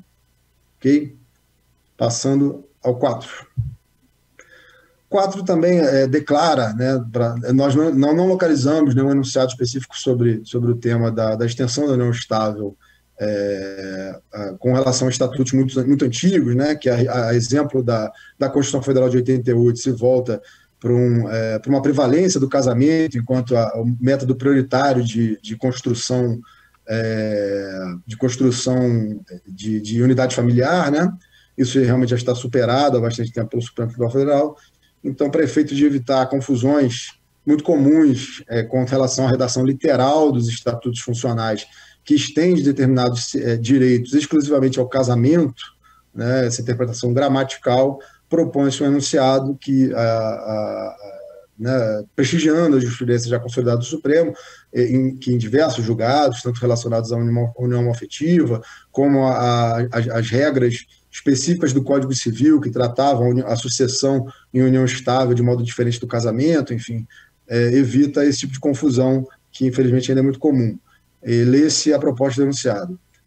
A união estável, devidamente registrada em escritura pública, dá ensejo aos benefícios legais e estatutários vinculados especificamente ao casamento, ainda que fora da literalidade do texto normativo, por serem ambas formas reconhecidas de constituição de entidade familiar, conforme decidido pacificamente pelo STF. Só um adendo, a questão do acréscimo de ter registro em escritura pública se destina, obviamente, ao fato de estarmos tratando aí de verbas decorrentes do erário, né? Então, o enunciado quer trazer um pouco mais de robustez comprobatória para que não haja abusos, né, de alegações de união estável por se tratar de uma forma de constituição familiar mais informal que o casamento. Nesse caso específico, para a fruição de direitos estatutários, por conta da primazia do interesse público, se exige algo mais formal, né, um registro formal de escritura pública. Partindo para o último, enunciado número 5, também é muito comum em leis orgânicas municipais a previsão de direitos para servidores públicos, muitas vezes antagônicos ou conflitantes ou acrescidos, né, de direitos estatutários, pretensamente estatutários a servidores públicos, gera muita confusão. Eu até na época das discussões citei Rio das Ostras, havia uma previsão de licença para estudo, né, mais ampliada do que a prevista no Estatuto do Servidor, e isso gerou interpretações de constitucionalidade para efeito de decretação de sua inconstitucionalidade. A questão também já é pacificada em inúmeros tribunais de justiça, né, do Rio de Janeiro, por exemplo, já é pacificado nesse sentido, inclusive o próprio Supremo já tem previsão nesse sentido também. Então, a previsão do enunciado número 5 é a seguinte: a previsão de direitos a servidores públicos municipais nas leis orgânicas dos municípios padece de inconstitucionalidade formal por vício de iniciativa, ingressando em seara legislativa privativa do Poder Executivo, sendo aplicáveis somente às previsões do regime jurídico próprio. Só uma correção, pessoal, as sem crase mesmo, tá? Sendo aplicáveis às previsões do regime jurídico próprio, seria o Estatuto do Servidor, tá? Então não tem crase no ar. Perfeito, obrigado. Então, essa é a redação, simplesmente porque a lei orgânica do município é promulgada pelo Poder Legislativo, né? Então, haveria aí esse vício de inconstitucionalidade formal. São esses os 5 anunciados. Peço novamente, Vênia, desculpa aos colegas por ter trazido mais do que o metodologicamente indicado, né? Mas talvez possa também servir como uma espécie de votação inédita para, quem sabe, em futuros congressos, a gente até avaliar, né, a possibilidade de prestigiar aqueles que fizeram as propostas que pareceram pertinentes aos grupos de debate. Agradeço novamente e fico aí à disposição. Obrigado, doutor Vitor. Estava aqui acompanhando a sua leitura. Estava me sentindo aqui como se eu estivesse no STF com Alexandre de Moraes, fazendo a leitura aqui dos enunciados dele, né? E eu aguardando para dar meu voto. Já registro que meu voto é com o relator. E vou relembrar a dinâmica que foi explicada anteriormente. São 5 enunciados.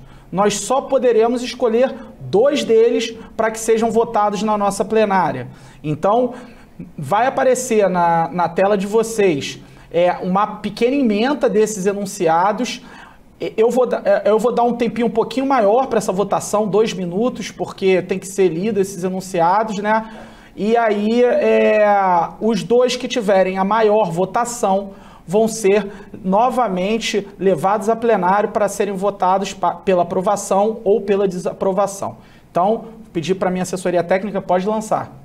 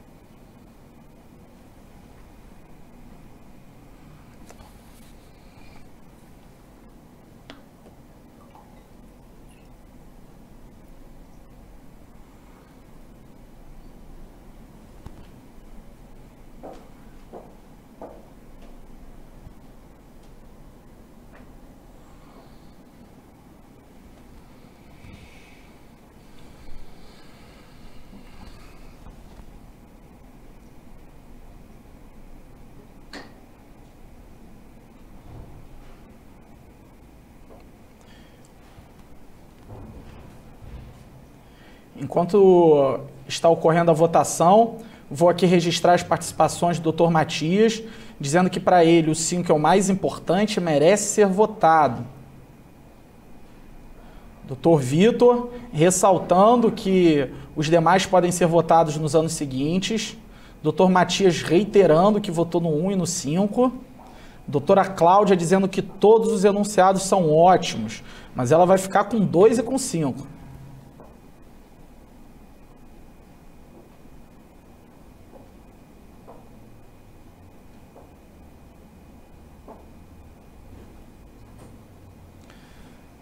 Doutora Sinara, nossa moderadora, registrando aqui os parabéns aos proponentes dos enunciados.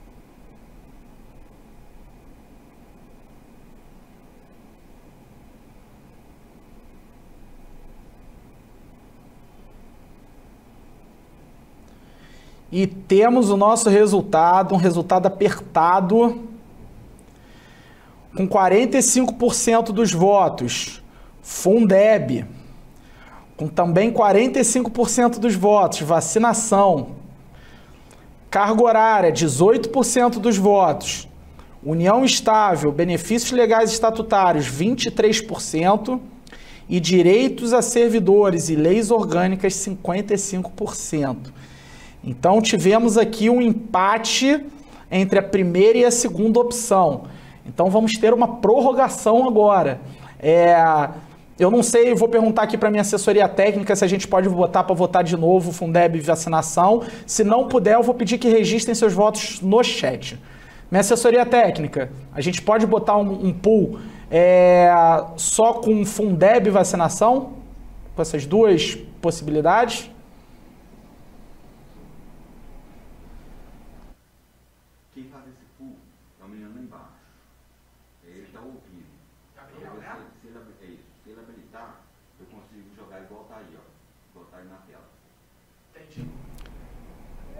Nós estamos vendo isso agora. Peço apenas um minutinho para nós resolvermos. Gabriel, nos ajuda, Gabriel. Viola, peço desculpas novamente, acabei criando um problema, né, para vocês. Não, mas achei muito legal o fato de ter sido até tão debatido, né, os percentuais. Achei ótimo. Foi legal. Isso é tipo aquele problema, né? Se você vai botar Arrascaeta ou Michael, é o problema bom, entendeu? A gente tem ali 2 enunciados craques que estão ali disputando posição pela sua qualidade.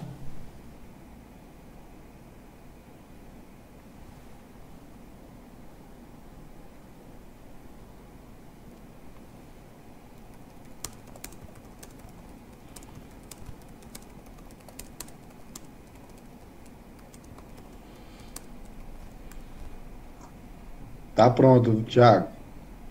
Conseguiram fazer aqui o pool? Sim, só pedir. Então podemos lançar aqui na tela. Vamos lá. Reiniciando a votação, escolha entre Fundeb e vacinação.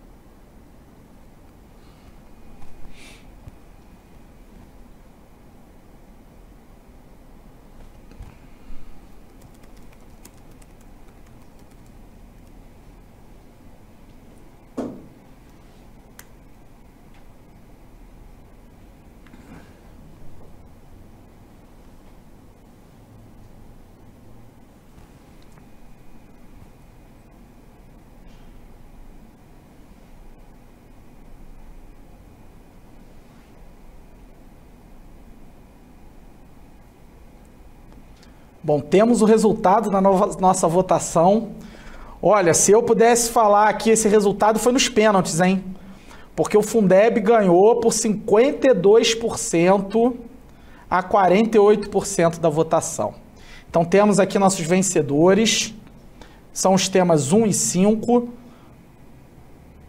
Peço que nossa assessoria jogue aí na tela o pool seguinte.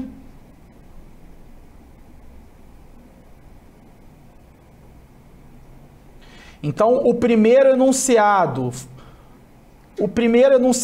eu vou aqui colocar o Fundeb, tá? Vamos relembrar aqui o Fundeb. O enunciado do Fundeb. É ele que está em votação, tá, gente? Sim, não ou abstenção.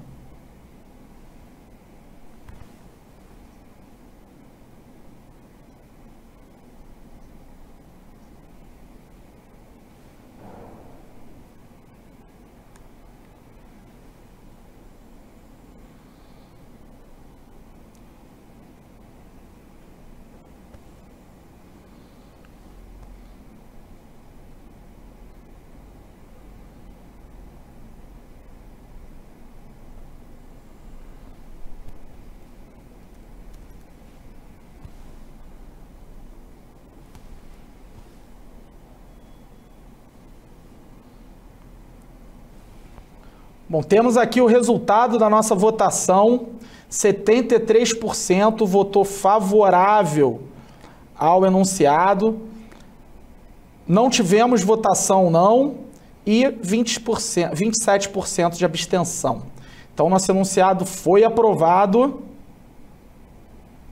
Vamos passar para o segundo enunciado agora, o enunciado 5, falando sobre a inconstitucionalidade por vício de iniciativa na previsão de direitos a servidores municipais nas leis orgânicas do município.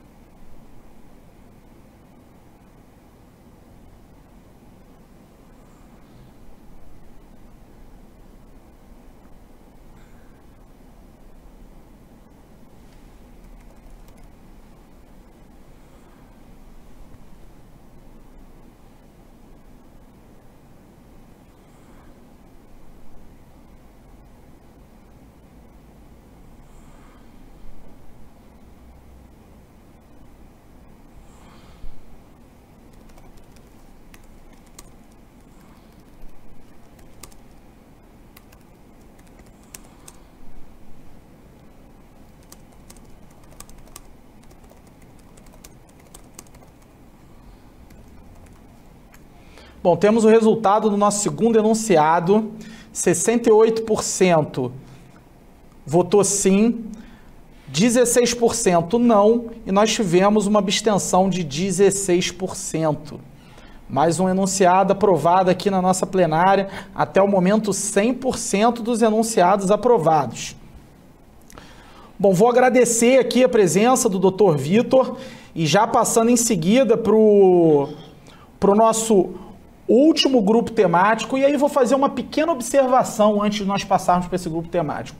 Nós tivemos um probleminha técnico aqui, e isso, como eu já adiantei no início, é do jogo, né? Estamos fazendo ao vivo, quem sabe faz ao vivo, mas corre o risco de acontecer esses equívocos.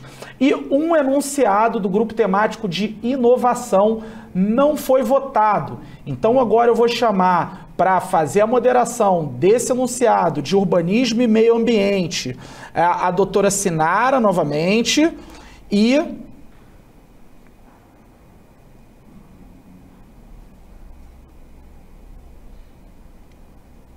só um instantinho. Bom, no grupo temático de urbanismo e meio ambiente, nós tivemos duas moderadoras, Sinara de Araújo Vila, procuradora do município de Novo Hamburgo, que já falou aqui pra gente em inovação, e a doutora Camila Pacheco de Carvalho, procuradora do município de Mesquita, que tem nos ajudado aqui no Congresso ativamente. Então eu vou chamar as duas colegas e aí já antecipo, nós vamos discutir, justificar os enunciados de meio ambiente e urbanismo e em seguida a doutora Sinara vai continuar conosco para trazer o segundo enunciado de inovação que não foi votado ainda. Passo a palavra para as minhas colegas. Doutor Tiago, muito obrigada. Agradeço aí as palavras e é uma honra e enorme prazer estar participando aqui com os colegas nesse evento super importante para a advocacia pública municipal. Eu dividi, né, a área de debate com a doutora Sinara. Eu vou ler o enunciado 1 e ela ficará com o enunciado 2, emendando depois no enunciado que faltou de inteligência artificial e inovação. O enunciado... Vocês estão me ouvindo? Estamos sim, Camila. O enunciado 1, ele é oriundo da tese da doutora Eugênia Simões. Imagina, pode falar. Não, é só confirmar aqui com a minha assessoria. A gente tá vendo a doutora Camila?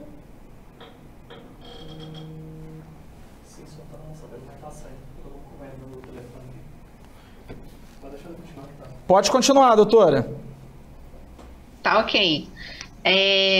O primeiro enunciado, ele é oriundo da tese de doutorado da doutora Eugênia Simões. Ela é nossa colega, procuradora do município de Recife, e ela é doutora pela Universidade Federal de Pernambuco. O enunciado fala sobre região metropolitana. Nós temos o Estatuto da Metrópole, que apesar de estar vigente há 6 anos, nós falamos pouco sobre o Estatuto da Metrópole. E no Brasil, é importante ressaltar que nós temos 74 regiões metropolitanas. Então, por isso, a relevância do enunciado que eu vou passar a ler agora. Estatuto da Metrópole, parcelamento, uso e ocupação do solo metropolitano, quando constituir função pública de interesse comum, necessidade de governança metropolitana. A regulação metropolitana do planejamento e gestão do parcelamento, uso e ocupação do solo objetiva concretizar a governança metropolitana ou interfederativa para a solução de conflitos entre municípios. Ela ocorre quando o interesse envolvido deixa de ser local e passa a ser uma função pública de interesse comum, conforme preconiza o Estatuto da Metrópole no seu artigo 2º, inciso 2º, como política pública ou ação nela inserida, cuja realização por parte de um município isoladamente seja inviável ou cause impacto em municípios limítrofes. E o tópico 2 do enunciado é: na hipótese de inexistência ou insuficiência de estrutura de governança metropolitana, há a possibilidade de aplicação dos instrumentos previstos no artigo 9º do Estatuto da Metrópole. Então, essa é a proposta de enunciado e queria passar aí a palavra para o Dr. Tiago Viola para conduzir a votação. Muito obrigada. Obrigado, doutora Camila. Vamos passar agora para a votação do enunciado.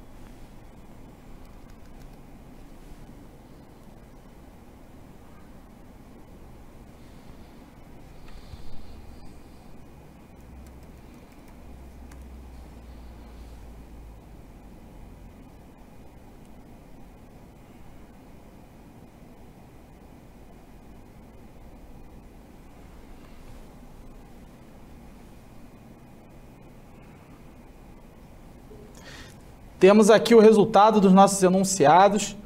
Pela aprovação, 75% dos nossos votantes. Tivemos 5% como não e 20% de abstenção. Então, mais um enunciado aprovado. Agora eu passo a palavra para a doutora Sinara. Faço aqui uma correção. Fui informado aqui em box que na primeira apresentação eu falei doutora Soraya. Peço perdão para você, doutora Sinara, e chamo aqui para você fazer a defesa do segundo enunciado. Obrigada, Tiago. Eu acho importante dizer que a Soraya nos ajudou muito, então eu me sinto até honrada de tu ter me chamado de Soraya, porque a Soraya nos ajudou e quero aproveitar e agradecer a todos que nos ajudaram na construção, na efetivação desse congresso. O segundo enunciado da área de meio ambiente e urbanismo, ele fala de uma situação que no nosso debate foi encontrado em vários municípios. Lucila, lá de Fortaleza, disse que acontece muito lá, eu vejo no Rio Grande do Sul, então é uma prática da nossa vida.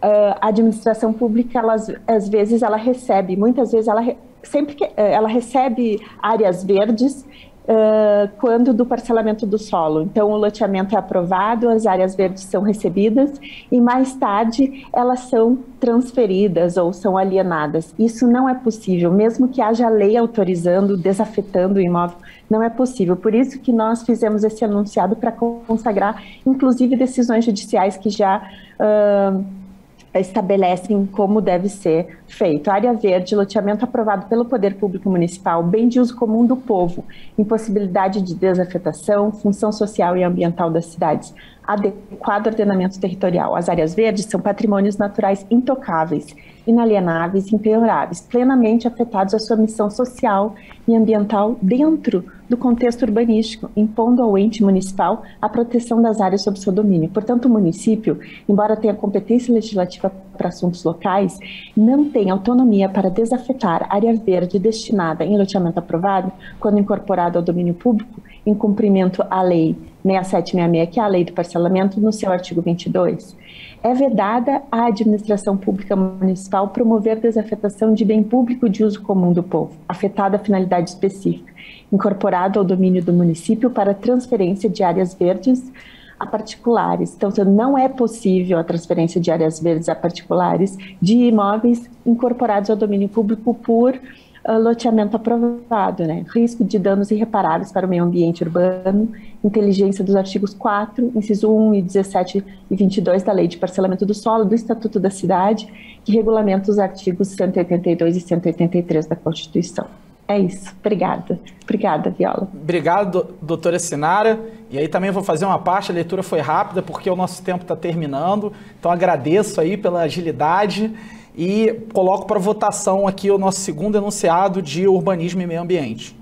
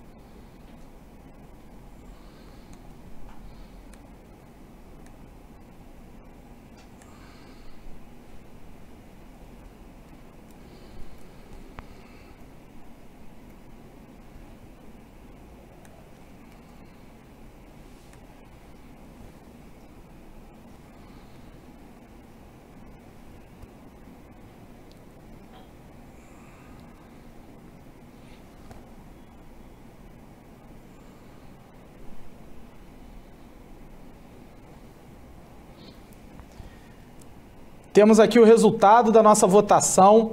O enunciado foi aprovado por 79% dos votantes. Então, mais um enunciado aprovado aqui na nossa plenária. Vou pedir para que a doutora Sinara continue conosco e aí agora vou fazer um retorno ao grupo temático de Tecnologia e Inovação, e vou pedir para que a doutora Sinara apresente, justifique e coloque em votação o segundo enunciado do grupo temático. Obrigada, Tiago. Esse segundo enunciado, aprovado no primeiro dia do Congresso, ele vem totalmente ao encontro do que a professora Cristiane Iacura falou na palestra de ontem sobre inovação nos processos repetitivos. Ela disse que antes de nós entrarmos em inteligência artificial, em automação, a gente precisa saber sobre os dados. Então, ela disse começar pelo início, né? Antes das soluções técnicas super avançadas, é saber o que nós temos dentro da Procuradoria. Então, por isso esse enunciado: solução técnica, controle, monitoramento e implantação de sistemas automatizados, tratamento de dados, resultados e indicadores. A busca por solução tecnológica que permita a gestão automatizada por meio de inteligência artificial do fluxo documental, administrativo de todas as tarefas jurídicas da advocacia encontra-se nas agendas das procuradorias. Preferencialmente, tal busca deve ser precedida de uma análise dos dados e seu tratamento, dos processos de trabalho, da gestão do conhecimento, para além, eu não consigo ler ali, doutor Tiago, para além de automatizar todas as tarefas da área jurídica, permitindo também gerir as tarefas administrativas, consultivas, correcionais e de cobrança, envolvendo crescentes demandas judiciais. E, para tanto, há necessidade de qualificar a coordenação das tarefas administrativas da advocacia, seu alcance, resultados e impacto frente à gestão pública, prevendo a futura análise preditiva. Então, a análise preditiva é uma metodologia que utiliza dados estatísticos com o objetivo de prever situações futuras, por meio de processo consistente em coletar dados, analisá-los e, com base neles, prever resultados futuros para, assim, orientar a tomada de decisão. Essa é o resumo da palestra da professora Cristiane Iacura. Obrigada. Obrigado, doutora Sinara. E aí a gente vê a importância da palestra de colocar em prática o que é discutido aqui e o que nós aprendemos nesse congresso, que trouxe mais de 50 palestrantes de todo o Brasil com diversos temas e os mais diversos temas aqui para os nossos procuradores municipais. Bom, esse é o último enunciado de hoje. Vou chamar a votação.